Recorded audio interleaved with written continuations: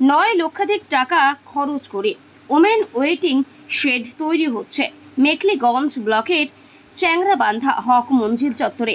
মঙ্গলবার ওই কাজের শুভ সূচনা করেন এলাকার বিধায়ক পরেশ চন্দ্র অধিকারী, এছাড়াও বিডিও অরিন্দম মণ্ডল, চ্যাংরাবান্ধা গ্রাম পঞ্চায়েতের প্রধান ইলিয়াস রহমান, সৈয়দ নুরুল হক হুজুর সাহেব, কন্ট্রাক্টর অ্যাসোসিয়েশনের সম্পাদক উত্তম সরকার, হাসিম আব্দুল হালিম সরকার, ওয়াসিম বাড়ি, আব্দুর রাকিব প্রমুখ উপস্থিত ছিলেন।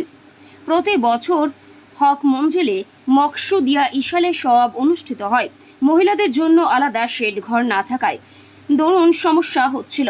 সে কথা মাথায় রেখে বিধায়ক এলাকা উন্নয়ন তহবিল থেকে অর্থ বরাদ্দ করে ওই শেড ঘর তৈরির উদ্যোগ নেওয়া হয়। এ নিয়ে কি জানিয়েছেন বিধায়ক পরেশচন্দ্র অধিকারী, বিডিও অরিন্দম মণ্ডল এবং কন্ট্রাক্টর অ্যাসোসিয়েশনের সম্পাদক উত্তম সরকার, শুনুন।